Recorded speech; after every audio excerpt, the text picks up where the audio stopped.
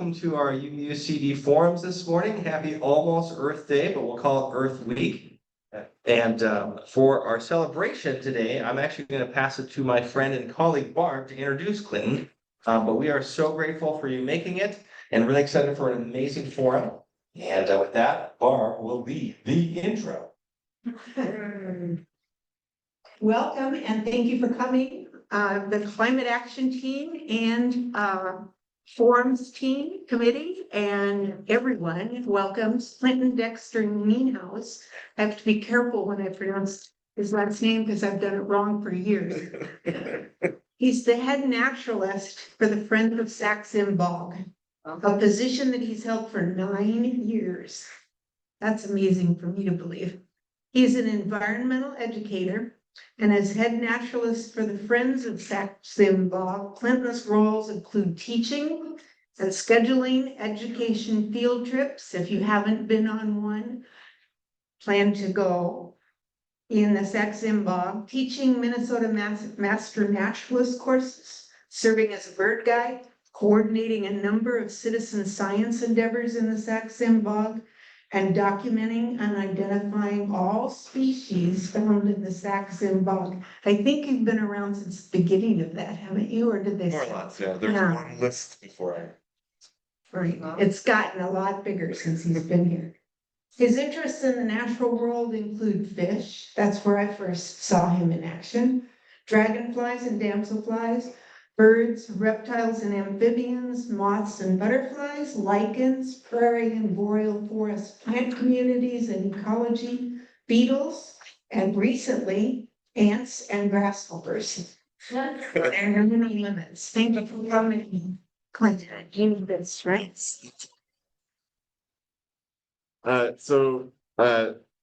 This is hopefully going to be a real interesting talk. It's more interesting than things that I get to do sometimes. I've got a couple back to back today, so it's really a fun day for me. But my hope of what we can cover today is sort of threefold, as much as we can make it threefold. I want to talk about the bog, because if you don't know about it, I want you to know about it. I want to talk about the things that we do, we hope to do, we can do organizationally. And then about bogs, right? There's been a lot of work done on bogs, in bogs, around bogs lately, especially in Minnesota. So we're going to get a little bit of perspective on what that means, especially as climate change considerations are being made for things. So anytime you've got questions, ask them. We can ask them all at the end, but just know if you see this, that means, hey, clarify this, please, or something like that. Sounds good? Okay. So the what question? It all depends. What the bog is to how you want to experience the place. It could be a map, right? It could be just this thing here. If you've seen the map before, cool. That might be your entry point into what the bog is. Know that the map gives you an idea of where to go, what to see, when to see it, important landmarks like bathrooms. Those points of interest are really important. Most of the visitors that we have to this area follow along in the confines of the map, which is just fine. It's where most of the good habitat is. Perfect. But if we zoom out a little bit, what we're really talking about is the important bird area. So the Sax-Zim Bog important bird area is about 147,000 acres.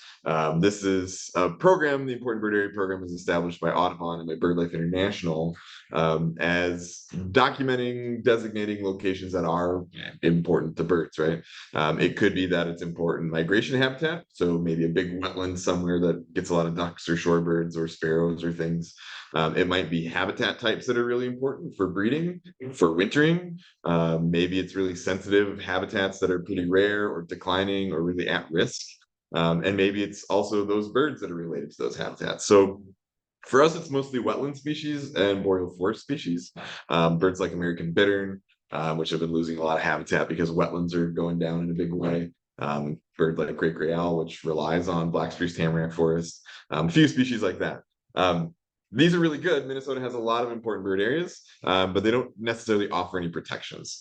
They're just saying, hey, before you do anything here, check out the work that we've done to define who's here and why it's important, right?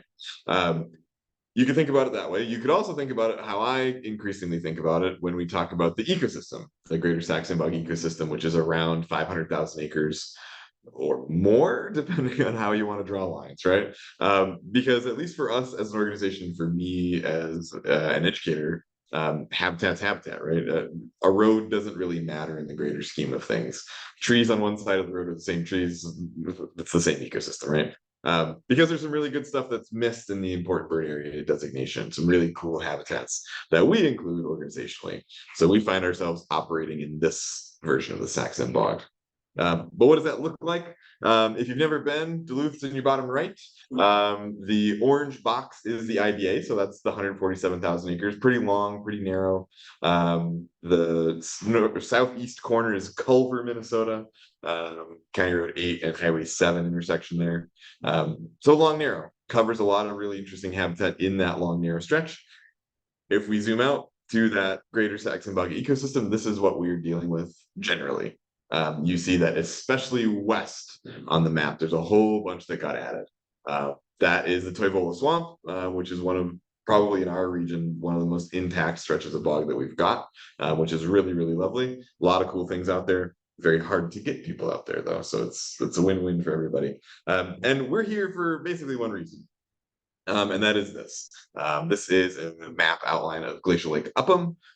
We are in a really cool part of the world in sort of west central St. Louis County, where most of the flat that you see was created by this glacial lake and by the weight of ice and water. Lake Upham was connected to Glacial Lake Aiken. So if you see this weird little like square, nature doesn't do weird little squares. And so that's where Glacial Lake Aiken was connected. So Aiken County, the bogs in northeastern Aiken County, and the bogs in west central St. Louis County, very much tied to one another because of their creation. And this is all important to say that this isn't bog, but it's part of the ecosystem, right? So this is upland conifer forest. This is not bog, but it's here. And it's important for the birds and the bugs and the critters, right? Part of the lake is glaciation. Part of glaciation is depositing sediment. That's all sand. It's really weird because it grows next to this stuff, which is more of what we think of when we think of bog in our area. We'll talk about bog. If you've not heard about bogs, you don't know what bogs are. Don't worry about it. We're going to get there. In the ecosystem too, we have this stuff, which looks very much like forest you find in southeastern Minnesota, or towards the Twin Cities, more deciduous mixed forest along rivers, which means we have southern species that are in our area. Birds like, Baltimore Oriole and scarlet tanager and great crested flycatcher, birds that pretty odd for us in the north, but pretty common for people in the south. It's all about habitat. Those rivers were a part of two pretty major drainages. St. Louis River, we're in the middle parts of the St. Louis River, middle parts of the Whiteface River. Both of those rivers were created as the glacial lake drain, which is pretty cool. Very different rivers than they are down closer to Duluth here or up towards Tower on the east end of their reaches. Lakes, pretty classic Minnesota lakes, tannin stained wild rice. All remnants of the glacial lakes too, which is really weird to think about. But the last piece we want to consider, because we are in a landscape that has human activity and has been changed by humans, there's also that piece of it. The agricultural fields, the hay fields, these places that snowy owls and rough-legged hawks really like to hang out, that are not bog and not wetland, but they're part of it, right? And so we consider that too. It's all part of the big picture of biodiversity. So we've got a little bit of the where, but the what, right? What is it? We get this question all the time. The first part's easy. Sax and Zim, both towns. Very easy. Very straightforward. They don't really exist. So if you've been along Highway 7, you don't see them, right? There's no like, here's Sax, Minnesota, and here's Minnesota. But they were important. These were towns that were railroad towns, more or less. If you were working on the range or if you were living in the country and had to go up and find something on the range, you took a train to do it because roads weren't here. Highway 53 wasn't always there. The first European folks in this area were late 1800s, 1880s, 1890s. And that brought along some of these things like railroads and other ways to get around, but they're important. You find people who still are from there, right? We have a member of our board who grew up in Zim, Minnesota. He can tell us how this area looked even 50 years ago, right? It was totally different, which is pretty cool. But the bog question's a little harder sometimes. Because maybe you are in the top of this comic. Maybe you are, oh, they're yucky and they're gross and there's monsters in it, right? I wouldn't say there's not. But the bottom is more of the picture that we want to get to appreciate. That bogs are very sensitive. A lot of the species you find there are really cool and they're really highly specialized and they don't exist anywhere else and they can't exist without bogs. But we are in an area where, you know, maybe the majority of folks do still find themselves or they grew up in it, right? They know that this is a wet, mucky place and they don't want to be in it. Well, let's flip that a little bit and say, yeah, there's some cool stuff here. We want to really appreciate them. Because that specialization is really kind of key to how bogs do what they do. This is leatherleaf. Leatherleaf will be flowering in a couple of weeks, one of our earliest bloomers. But it is only in bogs. That's where you find it. If you're not in a bog, you don't have it. All those bugs that rely on it aren't there if they don't have it, right? So there's a lot of connections to make. But ultimately, what are bogs, right? We keep saying this word. The biggest thing I can tell you is that it's a wetland. Number one, it's a wetland. Wetland is a huge umbrella. There's lots of things that are wetlands. This is the wetlands that I grew up in. Cattail marshes in southern Minnesota, and that's what I grew up with. And when you're looking at defining a wetland, we'll give you a quick tour on how to do it. Find where the water is and how that relates to the plants. In a marsh like this, you have a lot of open water. And then as it gets drier towards the shore, you add more plants, and then you eventually get to trees, right? So you start with water, a little bit taller plants, a little bit taller plants on the shore, shrubs, trees. But this is also a wetland. Very different wetland. This is what you could call an alder swamp if you want. There's more technical names to it, but we'll call it an alder swamp for now. There's water throughout that matrix. Enough water to stop big trees from growing, but not too much water to stop all the shrubs from growing. Can be really, really wet sometimes, can not be so wet sometimes. It's really a variable ecosystem. This is what we see a lot of. If you drive anywhere north of town, you see a lot of this habitat type. Very common. In the winter, not a lot going on. In the summer, holy moly, there's stuff going on and stuff like this. So it might not look like a lot. There's a lot going on there. And then we get into peatlands. When we talk about bogs, when we talk about fens. This is from the Toivola Swamp. If you think this is a bog, sure, probably close. If we look a little closer, it's probably not a bog. But for the time being, we'll call it a peatland because I'm going to use that word a lot. We better introduce it. This really just means that the understory in this habitat is mostly moss and mostly sphagnum moss. Talk about sphagnum in a second, because this is also a peatland. Doesn't look like the last one, but it's the same thing more or less, right? And ultimately, what we're talking about is this: is moss, is sphagnum moss. This is the most important thing we'll talk about today. It's one of the most important things in the whole entire ecosystem. It's one of the most important things that we have in northeastern Minnesota. There's two really important species to the ecology of northeastern Minnesota. One of them is the redback vole. The other one is sphagnum moss. Those two are super, super, super critical to ecosystem. Redback vole, they're a little mouse little guy. Everything eats them. They poop all the time. They are responsible for a lot of the nutrient exchange that goes on in some of the forests up here. Vole, yeah, V-O-L-E. Yes, thank you. So peat. I put this in here to remind me to talk about peat because when I was practicing this before, I didn't say anything about it because I know about it in my brain. But so when we talk about peat, what we're really talking about is the decay and death of this plant, more or less. And to establish peat, there has to be more death than there is decay. This can happen everywhere. It doesn't just happen in the north. Most often you find bogs and peatlands in northern climates because it's cold. It's not warm for very long, so things can die and not break down, and then you have peat. But you can find peatlands on slopes of mountains. You can find them in South Africa. Jamaica has a ton of bogs, which is super weird to think about in that warm of a place, right? But as long as there's more death than decay, you can create peat. Peat stores a lot of things. It stores a lot of nutrients, stores a lot of carbon. It's really, really nutrient rich, but very hard to access. So when I talk about specialization, many of the plants or critters that are here have had to learn how to make up the nutrients they can't access anymore. And so we'll get into that a little bit, but I just wanted to give a quick little precursor on peat here. Any quick questions on the what and the who of the bog? Yes. Okay, I'm gonna show you how to do mine. Yeah, no worries. Walking around Yes. stuff, is it like it's squishy? Yes, but not like wet, right? So if you were to step in this stuff, you might cover the top of your shoes.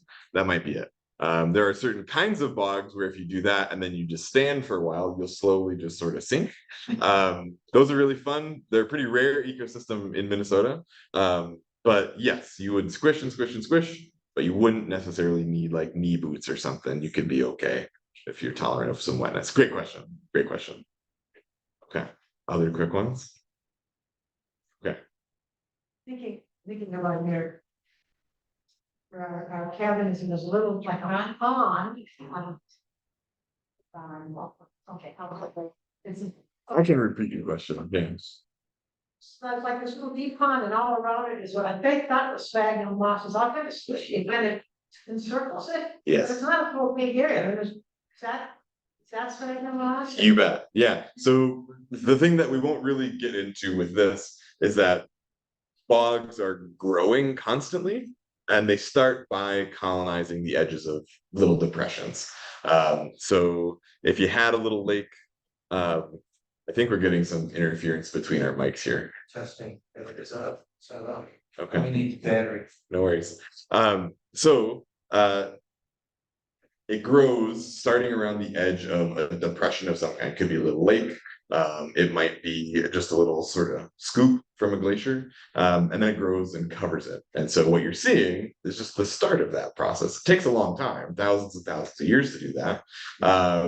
But eventually that lake will be covered, and it will be covered by the moss from top to bottom, and you can walk across it. So yes, you're seeing the beginnings of that. Okay, we're gonna keep scooting. So organizationally, I work for a place. We are more or less the face of a space, right? And so we are a nonprofit organization. We're not a very old nonprofit organization. The work that we do is in this ecosystem, sort of on behalf of the ecosystem, right? 2010 was the start. Sparky, Dave, and Kim got together because they were noticing something on the landscape, and that was an increase in black spruce and tamarack logging in the area. Black spruce and tamarack are the climax forests for us. If you go further north up towards the Boundary Waters, then you start dealing with red pine, white pine forest as your like major forest. That's what the forest will become. So for us, those trees take a long time to grow. Generation time is about 120 years. Logging rotations like 80 to 100. So it's a long, long period. And these trees are really important. And what we'll see as we get talking about effects of climate is that if those trees leave, there's bigger impacts now than there were 20, 30, 40 years ago. That ecosystem may not recover back to that forest. And so the hope was, hey, let's get together and let's start buying these properties and parcels that we can to help support those trees, because ultimately those trees support the birds and we like the birds, right? And so since then we've grown, we've developed a few things. Our mission has changed a couple of times, but more or less we're still doing land preservation work and also education work, and also supporting or doing research as we can, and also making sure people know about the school place, right? We don't do that with very many people. On this photo, 3 of us are full-time staff. This 3, that's everybody. Sarah, let's see, your upper left, I'm in the upper middle, and then Sparky's right in the middle. We are the 3 full-time staff. Everybody else you see there is on the board. Board's all volunteers. Really lovely to work in a nonprofit that has a board that is effective, right? You can be all over the board with nonprofit work, but having a board that is good and functional and helps do what you want to do is really great. So that's everybody. If you've been to the Welcome Center, you may have seen these people. We do have additional staff, seasonal staff, because the Welcome Center is not open all the time. We're open from December 1st or the first weekend in December up and through the middle of March. We'll also be open from June, hopefully through September this year, which will be new. We've never done September before, but here we go. And so this staff has grown as well. We had 2 or 3 staff initially. Now we're up to like 6 this year. Really, really lovely to have a new space and have new folks. Most of what we can do is with membership, but also through a lot of volunteering. At the Welcome Center in the winter, we'll have staff, but you'll also probably encounter people who are volunteering, helping the staff do things, right? We are encountering increasingly more people every winter, which means we need more help with stuff. Whether that's just like going and filling bird feeders. I have 4 people that are doing that all winter. We've got folks working on kestrel stuff with me, monitoring boxes, entering data, doing all that sort of stuff. I like to note citizen scientists when we talk about volunteers because it's an important group to me. That means I have more eyeballs. I don't have to go and find everything all by myself. Everybody else can as well. Helps me teach you, right? So I like to mention those folks. The membership, organizationally, it's pretty interesting what we consider as members. We're not a membership organization in the sense that we're going to send you a thing and say, hey, give us money, right? If you give us money, great, we'll call you a member. $25 in a season gets you field trips for a year. And really, just give me $1 and you go on a field trip. It doesn't really matter to me much. But if you do, then we call you a bog buddy. And those folks are really, really critical to the things that we do. 84% of the budget last year was membership driven. So we really do a lot with people who just love what we're doing, which is unbelievably cool. That number, I say roughly 1,500. It could be 1,300, could be 1,600, could be 800. It varies, right? With anything, it's all over the board, but we do our best. And really, it is unbelievable to have such a good membership base. The folks that are willing to support you with funds certainly is great, but also time and going out and building boardwalks. We'll talk boardwalks in a second, but almost all of them have been done with significant volunteer action and activity. Even just like wearing a hat when you're going on a trip somewhere, that helps, right? So it's really lovely to have. This was from one of our fundraising galas. We don't do in-person fundraising galas anymore, but this was when we acquired Winterberry Bog, which was a property that I like the story of because it was an email that was like, hey, everybody, we found this property. Does anybody want to help us buy this property? And within 5 or so minutes, we had at least 3 emails that said, yep, sign us up. We'll go in for it. And so again, really amazing to have that ability as an organization. And again, the hope is land preservation. Right now, we're closing in on 26,000 acres right now. That might seem like a lot because it is. Most of it's in one big chunk though, which is really, really cool. The Lake Superior Wetland Bank that was up in the area there, we were able to get finally, which was super cool. Hopefully by the end of this month, we're closing on another 1,010 acres. Things are moving along and it always sort of is by chunks and everything there. I say 8 properties. Maybe 9, I don't know, however you want to define big chunks of land, define it how you want. 2 of those at least are what I would consider to be like wilderness properties, meaning either we can't put stuff on them or we're not going to. So leaving them to be as wild as they're going to be, which is really, really cool. Welcome Center. Here's the Welcome Center. If you've never been, nothing is new to you. If you have been before, but you haven't been since 2022, there's a new thing on this, and that is Lowe's King Education Center. So the building on your right is a new addition as of October 22. This is a really important place for me as an educator because I have all of the land in the world to do programming on, but sometimes I need to be inside.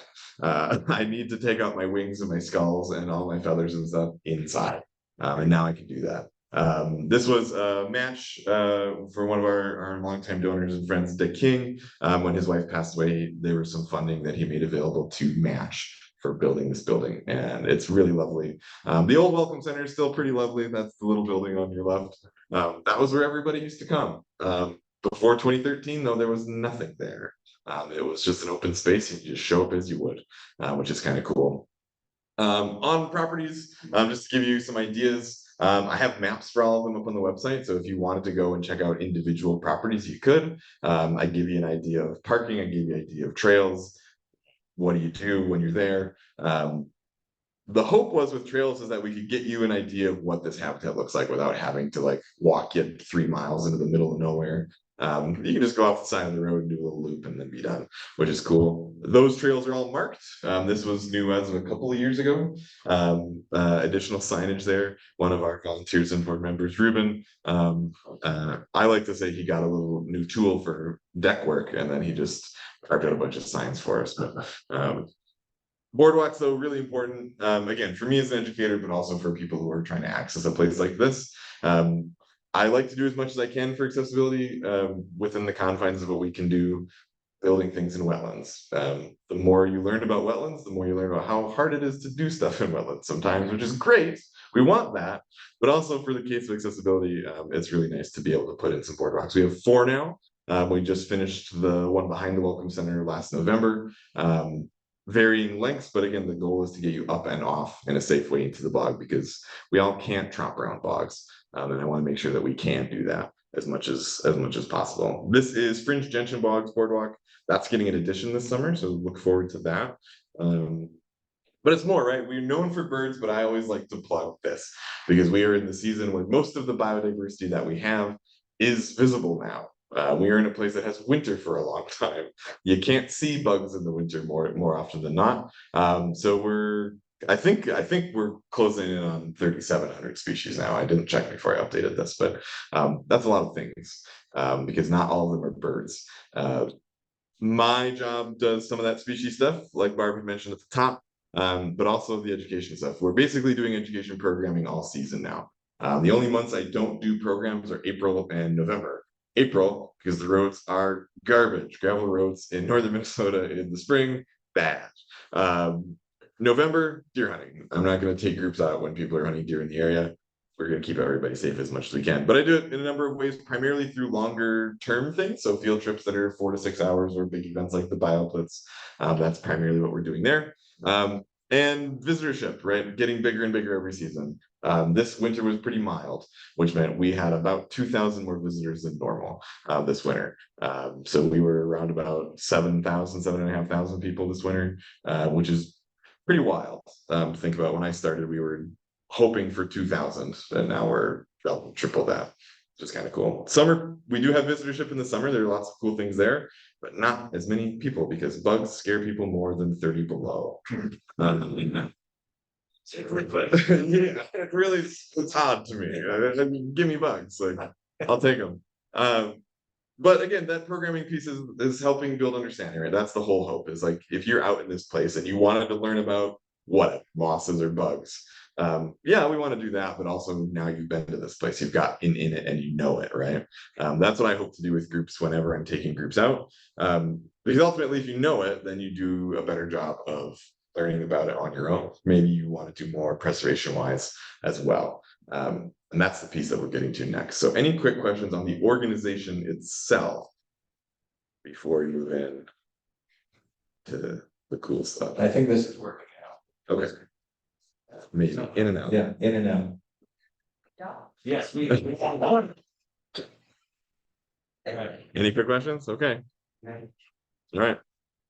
Then we're going to move on to the big piece. So this is bogs. When we consider bogs and we consider climate, we're at a really weird intersection.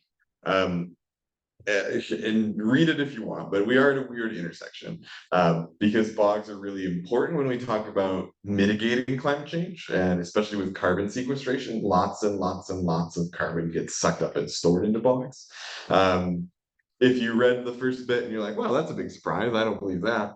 44% of the carbon that is stored in the soil of the world is stored in peatlands, and that's more than all of the vegetated surfaces combined. Which is wild to think of. We put a lot of value in rainforests, as we should. They store a lot of carbon constantly, but peat keeps it forever. It holds it. If it's not influenced, it will hold it forever. But bogs are also really high on the scale of risk for climate change. A lot of the species you find in bogs are really sensitive to hot, especially, but big swings in temperature, right? Hots and colds back and forth. There is some adaptation in some of these species, but not unlimited amounts of resiliency in some of the cases there. But the big thing that I think we need to think about that we don't often think about unless you have a background in ecology and ecosystem ecology is something called ecosystem services. This is the things that are unintended consequences of just the ecosystem being present, right? Water filtration, oxygen production, those sorts of things. And with peatlands, the biggest thing outside of biodiversity loss would be those ecosystem services, especially when we think about increases in moisture as a consequence of fluctuating weather patterns. Wetlands store water really well. They store extra water. This parking lot doesn't store water very well, right? It runs off. Wetlands keep it and they hold it. They help mitigate the effects of that. Even just water filtration is huge from peatlands. There's a lot of value there outside of just biodiversity that might get lost And people know that, and people are doing a lot of work on it. This is from Nature Conservancy group that was out as part of a project with Forest Service and I think Michigan Tech maybe, doing some monitoring on this carbon sequestration piece of bogs. Because if you don't have intact peatlands, you are not storing carbon effectively and you are releasing it, which is bad. It's the opposite of what we want to do, right? And so this was just behind the Welcome Center. They put little wells out in the bog and they said, well, let's monitor how much gas is being released and how that might change when we start to restore these peatlands, because there's an interest in that. It's not just an interest in North America, it's probably more of an interest in Scandinavia. Finland and Terramustinen have been doing that work for a very long time, 20 years or more. And we're just getting on that train now because they know it works.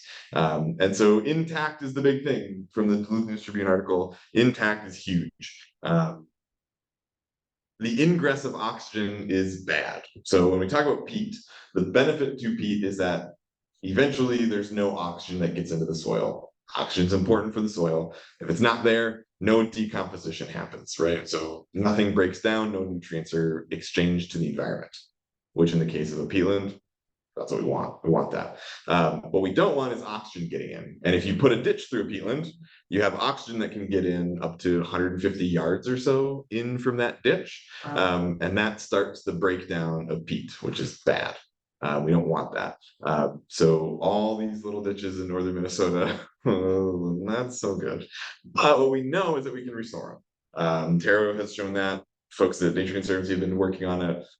It's a big thing that's happening. That's going to be really exciting to see how that follows through. Because at least from my perspective, right, what we lose is ecosystem services, yes, but we also lose all these specialists, these things that can't live anywhere else. They might be able to go, right? They might be able to move a little bit, but plants don't move very fast. Some of our insect species don't move very fast. Spiders certainly don't move very fast, unless you really don't want them to move fast. But boreal forest birds are really one of those groups that can't go further north at some point, right? So if we keep warming and the forest keeps moving, some of those birds will follow along. Lots of species are going to gain a whole bunch of new habitats, but the birds that are in the north aren't, especially bog birds. Eventually, they're not going to have anywhere to go. We're already pushing the southern limits on some of these species, but they have a huge potential to lose habitat with climate change. Insects, this is a new one. This is one that maybe you're aware of, maybe you're not aware of. But forest impacts from native species that are typically controlled by climate. Eastern larch beetle is a native species. That's a species that usually has one generation a season. It does its level of impacts and the birds like it and it's great. It has been cold in the winter. I hope you've noticed that. That has not put any pressure on those populations. And at present, more than half of the tamarack in Minnesota is dead. So we have 440,000 acres or more of tamarack that's just standing dead. Which is not great because there's a lot of birds that need it, right? But it's a weird puzzle, right? Because this is a bird that might like that. They might like dead trees. This is a blackback woodpecker, bog user for most of its range in Minnesota. They like fire a lot. They like dead trees a whole lot. But we don't know if they eat those bugs at all. This is a whole line of research that we don't know. We would assume that a blackback woodpecker eats eastern larch beetle larvae. But we don't know for sure. Nobody's ever studied it. Now we can, right? We have this question that's opened up. We're hoping to look at it. But this is a bird that eventually will need live trees too. They nest in live trees. They might feed on dead trees, but they nest in live trees. So what happens when all those trees are gone? I don't know. Hopefully a fire runs through and then we have more trees and that's great. This bird might do okay with no trees on the landscape.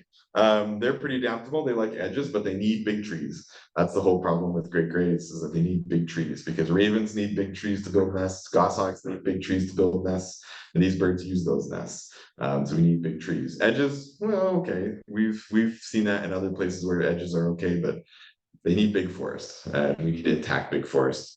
This little bird absolutely needs trees. Absolutely needs black spruce and tamarack. If we don't have black spruce, especially thick black spruce, you don't have this bird. Michigan has basically lost all of their boreal chickadees. They're really declining super fast in Wisconsin. We are doing okay in Minnesota because we have a lot of peatlands. We have a lot of bog in Minnesota, which means this bird's pretty happy. Bird that's not so happy, and maybe one of your first boreal forest birds to show distinct declines due to climate change, is this little buddy, is Canada jay. Algonquin Provincial Park is just north of Toronto. They've been doing work on Canada jays for 40 years or so. Absolute declines based more than likely on climate change impacts. This is a bird that nests in February. That's a weird time to nest. But they do it. They've done it for hundreds and thousands of years just fine. But winters are bad for Canada jays. If they store food, they store a lot of meat. If they can't access that in February to feed females, she has to leave nests, eggs freeze, and you lose production. This is a bird that I'm really worried about this summer. I don't have a lot of faith in Canada jays producing any chicks at all this year. Warm winters are not good for this bird. And so we'll see what happens. In conservation biology, you get to be a pessimist a lot. So don't think that there isn't hope, but just know we'll think about it. This bird, though, is really interesting. This is Connecticut warbler. And conservation for this bird is really tricky because they use 3 or 4 different habitat types. In Saskatchewan and in Manitoba, they use different forests than they do in Minnesota, which they use differently in Wisconsin, which they use differently historically in Michigan. So how do you do conservation for a bird that uses 4 forest types? Well, I don't know. But this is a bird that, at least with larch beetle, has sort of seen a bit of a bump. They don't like really thick forests. They like a little space. And so when those trees die, there's more space. This bird's happy. A couple of years worth of happy, maybe, because it's also going to need trees eventually. Yeah. This is Connecticut warbler. Connecticut warbler is a really poorly named bird because they don't breed in Connecticut at all. But this is a user of tamarack forest. This bird really likes tamarack a lot. Black spruce bogs a lot. Just like this little guy. I don't know about hermit thrush, but we know one thing about hermit thrush, and that is that we've seen some effects from climate change on this bird already. If you remember, I don't know, 4 years ago now, big snowstorms, ice storms in North Texas, into the middle of Texas. That wiped out a lot of eastern bluebirds, hermit thrush, tufted titmouse, Carolina wren. And we saw impacts from that. We saw very few hermit thrushes for the next 2 or 3 years after that. That's a climate impact because Texas shouldn't get ice storms. They shouldn't be cold in the winter, right? They should be Texas. Interesting things to think about there with this bird. They're doing better now. This is a species that we've definitely seen some recovery in, which is really great. But not everything is as resilient as the other species. I'm going to show you bugs because, of course, we better talk about bugs. This is a dragonfly that I haven't seen in 3 years. This is a very common species, but because we've been in drought for the last 3 years, the little streams that it likes have been dry. So I hope we see them this year. The nice thing about adult dragonflies is they have wings; they can go and find new water, as long as the new water exists somewhere.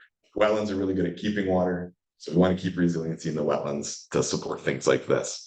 But then there's a lot more unknowns, I think, when we think about bugs, because not everybody thinks about bugs as much as I do, especially in the context of climate. We know that insects generally have been in decline, but we don't know a lot about these peatland things. This is Jetta arctic. This is a butterfly that has a super weird life history. They fly every other year in our area, which means this year we're not going to have any flying. Next year we're going to have some flying. But what does that mean? Talk about climate change and forest dynamics and peatland communities. Do they skip those years now? Are they going to become 3-year or 4-year? Are they going to come every year? Are we going to lose them? I don't know. Another big unknown is this little guy. I'm showing you a spider, none of you jumped. Great. I've shown this spider to 5 or 6 groups, and my goodness, there's a range reaction. So thank you for not jumping at the spider. This is a really cool species. This is a spider that does not have a common name. Latin name here is Paratum westies fontanus. This is a jumping spider that is state listed. It's a special concern species, if not threatened, in the state of Minnesota. It is a sedge meadow obligate, which means it doesn't use anything but sedge meadows, and it doesn't even use all the sedge meadows that are there. It's small. This is a really little spider. It's only about this big, but it needs conservation too, right? We don't have any idea what that thing even needs in its habitats, let alone how many there are in Minnesota. Mammals, I don't know, some mammals will be fine, I think. Weasels are pretty good and adaptable. We know that from martins and from fishers. We know that they taken over their whole historic ranges and expanded. But they still need big trees, right? And if we lose big trees, that's a big problem. So our hope, right?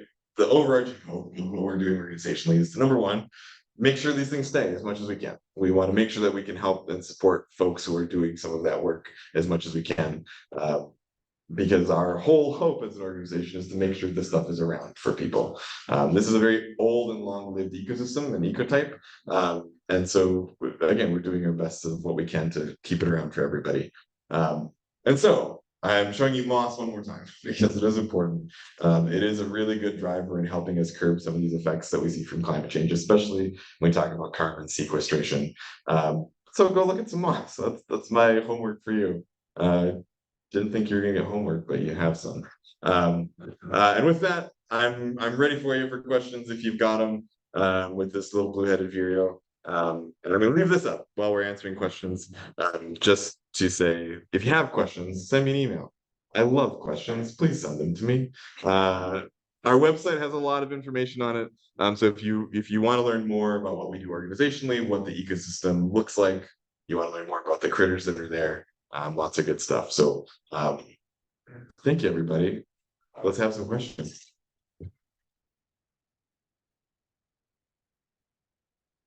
I think I show the bib back and forth since I'm working. Yep. And for those in the back that can't see, it's Naturalist at Yep. Sax-Zim. This is bizarre. If you turn off one of them, it'll get the other one back. Sax-Zim Bog, thank you. And then the website is just saxzim.org. All right, thank you, Ben. See your hand first, and we'll go to you. First of all, thank you. Yeah. Wonderfully done, wonderfully done. Two questions. One, do you have you various indigenous communities involved in supporting your efforts? That's one question. Yeah.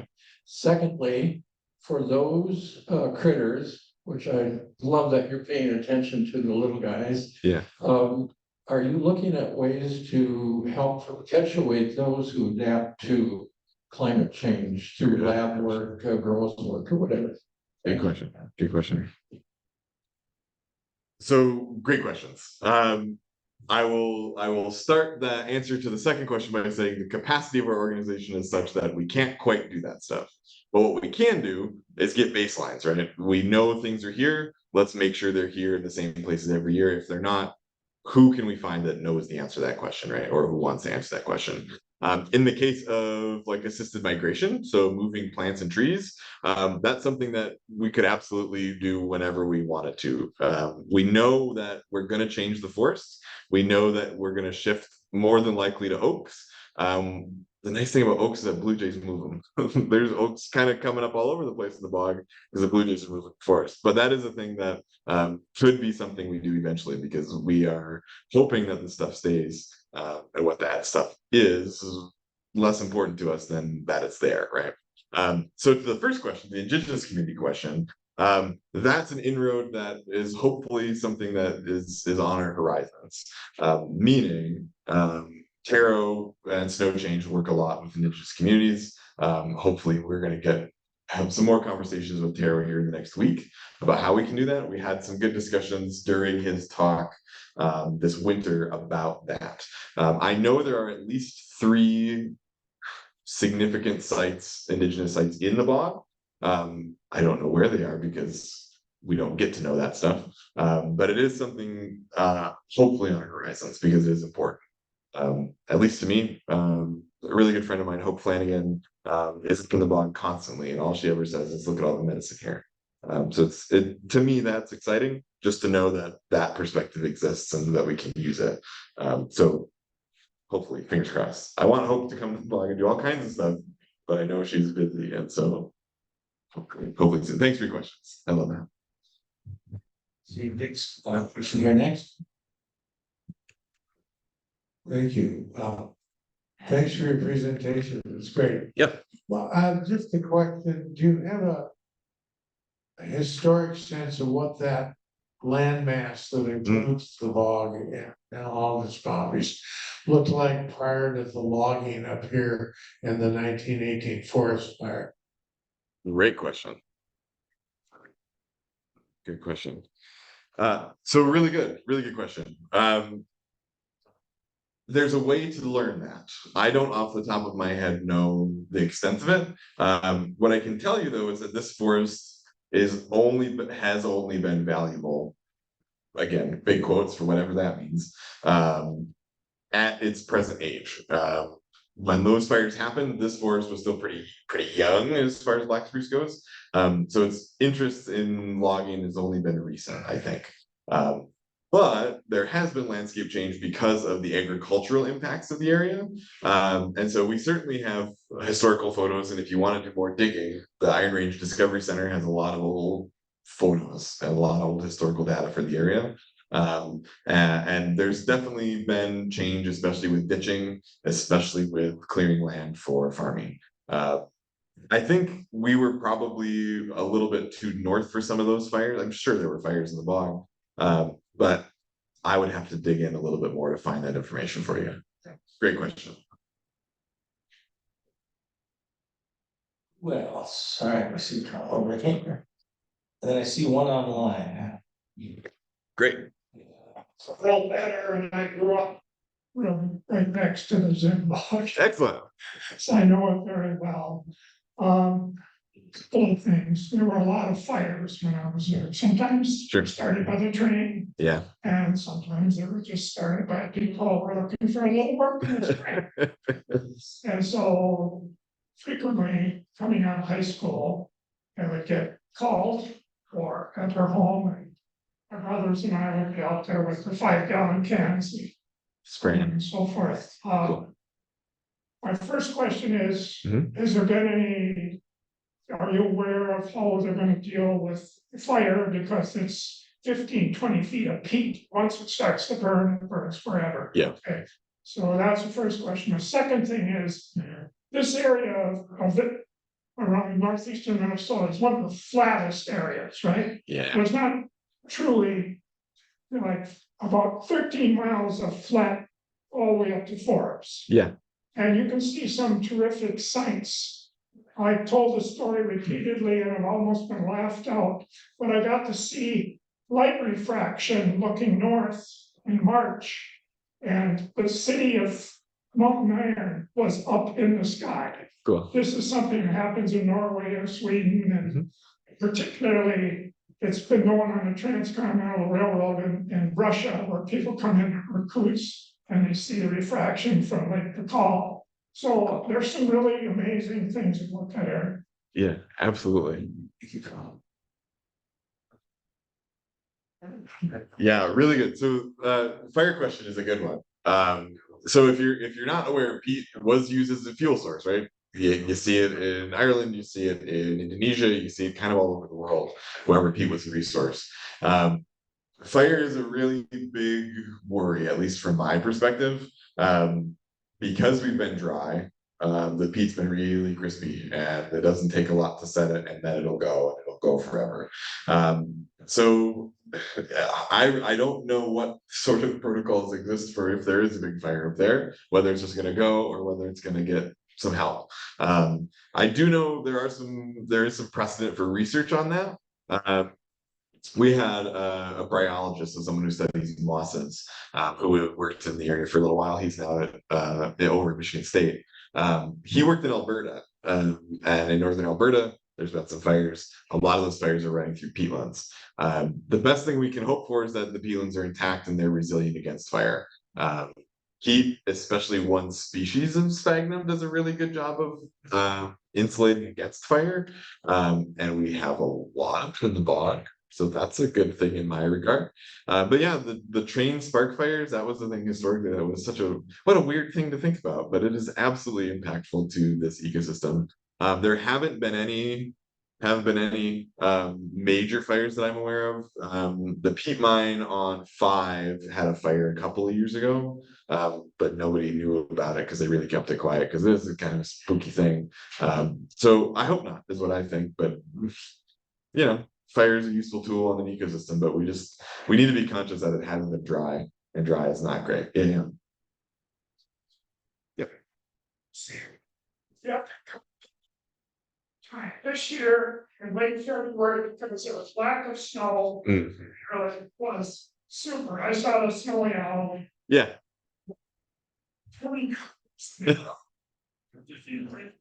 Yeah. Yeah. How much snow? Get up. It's pretty cool. Yeah, yeah. Thank you so much. Are there other questions? I know we've got our online question. I'll work on that if we've got another, unless you have it for me. I do right here. Okay, So yeah, you can just read it out loud to everyone. And this will be the last question, just given time. excellent. Okay, so question is, what is the best resource for learning about flora in the bog? And where can you go without causing damage to those places? Super question. One of the easiest things to do about seeing things, go to the boardwalks. The hope for boardwalks, at least from our perspective, is a one-time disturbance to make sure everything stays in as good condition as we can make it. Because 5,000 feet, so 10,000 people feet, is not so great for a system like that. But if we can keep you on a boardwalk, if we can keep you on a designated trail, cool. Learning about them, there are a couple of really lovely references. If you just want to learn about peatlands in general, there's a book called Peatlands of the Northeast or Bogs of the Northeast by Charles Johnson. That is a really great book. Talks about peatlands that you find in Vermont, New Hampshire, Maine, out east. We have those peatlands here. It's the same stuff, which is really cool. The other one, I don't remember the name of it, but there's a Bogs and Fens plant guide. A book about plants of the bogs and fens. Again, skewed a little east, but it covers a lot of the species that we have here. The other thing I can say is come on a field trip. I've got field trips on wildflowers and plants. I think I got 2 this summer. I've got an orchid field trip at the end of June. So if you like that sort of stuff, go to the website. It's up on the website right now. Sign up for them because there are some really cool things in the bog. And it's worth checking them out. Flowers should be going here in a couple of weeks. So usually first, second week of May is when we start getting some blooms going. If you like pitcher plants and sundews, the new boardwalk behind the Welcome Center's got them right on the boardwalk. You don't have to get wet. You can just look at them right there, which is super lovely. So thank you for that question. Everybody, thank you for your questions. Thanks for having me.